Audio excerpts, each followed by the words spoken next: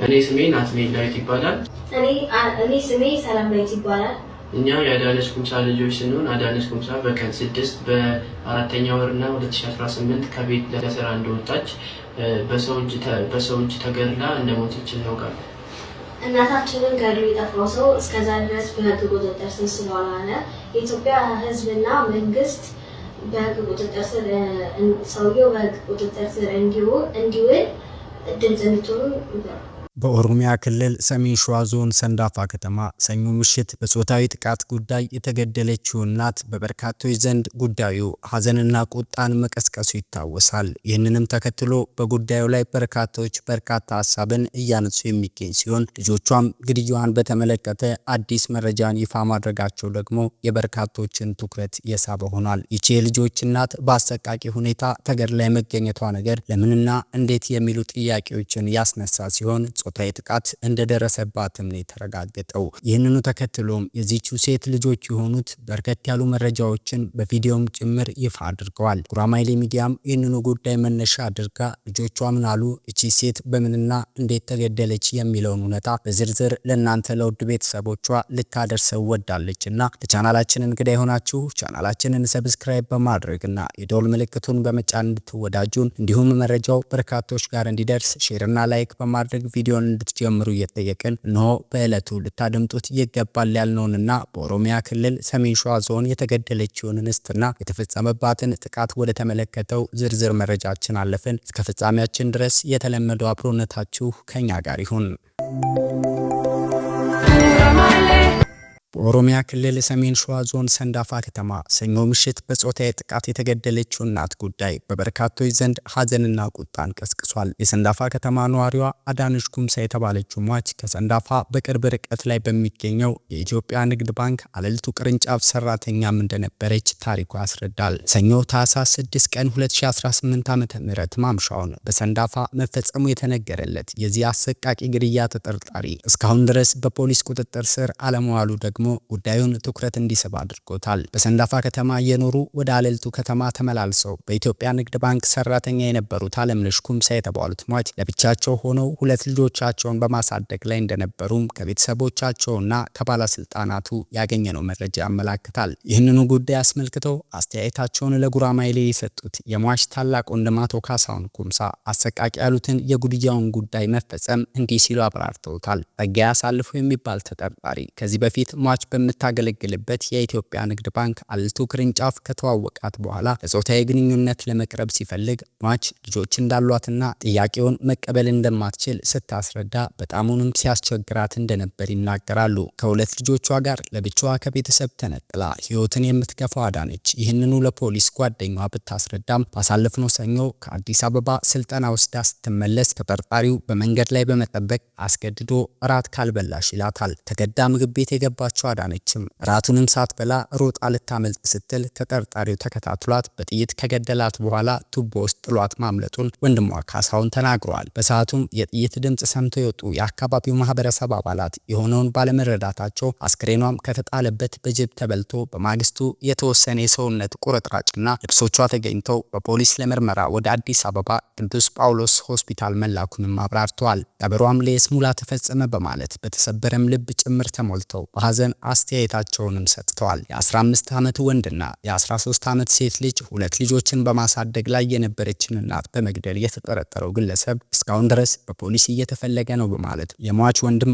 አቶ ካሳሁን ለፍትህ አቤት ማለታቸውንም የተናገሩት። እስካሁን ድረስ የሰው አለመገኘቱ በበርካቶች ዘንድ ከፍተኛ ጥርጣሬን ቢፈጥርም አሁንም ግን ፖሊስ ይህንን ተጠርጣሪ በቁጥጥር ስር አውሎ ፍትሃዊ እርምጃን ለመውሰድ ጥረት እያደረገ እንደሆነም ነው የተነገረው። ስለዚህ ወንጀል አፈጻጸም ከሰንዳፋ ፖሊስ መምሪያ የወንጀል ምርመራ ክፍል ኃላፊ የሆኑት ኮማንደር ንጋቱ አለሙ ጋር በተደጋጋሚ ብንደውልም ስብሰባ ላይ በማለታቸው ነገሩን አስመልክቶ አስተያየታቸውን በእርግጥ ማግኘት አልቻልንም። ጉዳዩን እንደሚያውቁና በቅርበት በመከታተል ላይ መሆናቸውን የነገሩን የኦሮሚያ ክልል ሴቶችና ህፃናት ቢሮ ኃላፊ ወይዘሮ መብራቴ ባጫ ግን የተፈጸመው አሰቃቂ ወንጀል በህግ የበላይነት ፍትህ እንዲያገኝ የህግ አካላቱ በጥረት ላይ ይገኛሉ ሲሉ ተደምጠዋል። በየደረጃው ያለው የኛ መዋቅርና የፍትህ አካላት ጉዳዩን በቅርበት እየተከታተለ እየተከታተለ ነው ያሉት ወይዘሮ መብራቴ ተጠርጣሪውም እንዲያዝ ጥረቶች መቀጠላቸውን የተናገሩት መሰል ወንጀሎች ተገቢውን ፍርድ በማግኘት እንዲቆም እንዲደረግ የህግ ክፍተቶችን ማሻሻል ጨምሮ ሰፊ ያሉትን ስራዎች በሚመለከተው የመንግስት መዋቅር ጋር እየተሰራበት እንደሚገኝም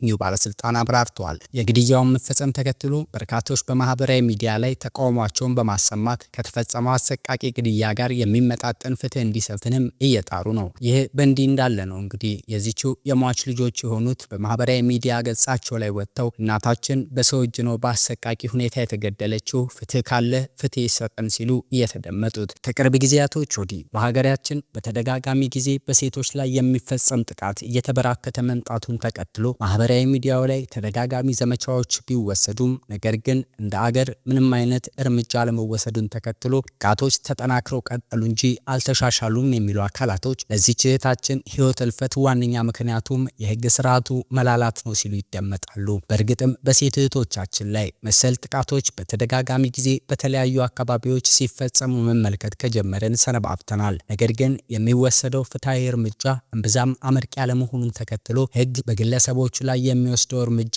አናሳነት ለዚህ ሁሉ ተጠያቂ ነው ሲሉም በርካቶች የሚስማሙበት እውነታ ሆኗል። ለሴቶች ጥቃት አሊያም ደግሞ በተለይ ትናንሽም ሆኑ ትልልቅ ሴት እህቶቻችን ላይ የሚፈጸሙ መሰል ጥቃቶች መበራከታቸው እውን ሆኖ ሳለ በፍትህ አካላት በኩል አስፈላጊው እርምጃ ለመወሰዱ በቁጥጥር ስር ከዋሉም በኋላ በታራሚዎች ላይ አሊያም በተጠርጣሪዎች ላይ የሚወሰደው የፍትህ እርምጃ በቂ አለመሆኑን ተከትሎ ሰዎች ወደዚህ ጥቃት መባባስ ምክንያት እንዲሆኑ ያደረጋቸው እውነት ስለመሆኑም ይነሳል። በእርግጥም እንደ ሀገር ያለው ነባራዊ እውነታ ይህንን ቁልጭ አድርጎ የሚያሳይ ቢሆንም በፍትህ አካላት በኩል ግን አስፈላጊውን ምርመራና ክትትል አድርገን ተገቢውን እርምጃ እንወስዳለን የሚሉ ተደጋጋሚ እሳቤዎች ሲነሱም ይስተዋላል። ከአንድ ሰሞን የማህበራዊ ዘመቻ በዘለለ ወጥነት ያለው የፍትህ ጥያቄ በማህበረሰቡ ዘንድ አለመጠየቁም የችግሩ መባባስ እንደ ዋነኛ ምክንያት ይነሳል። በሰንዳፋ ከተማ አፈቅርሻለሁ አግቢኝ በሚላት ሰው መሰል ጥቃት የተፈጸመባት ይህች እህታችንም ሁለት ልጆቿን ጥላ እስከ ወዲያኛው ተሰናብታለች። ከሞቱ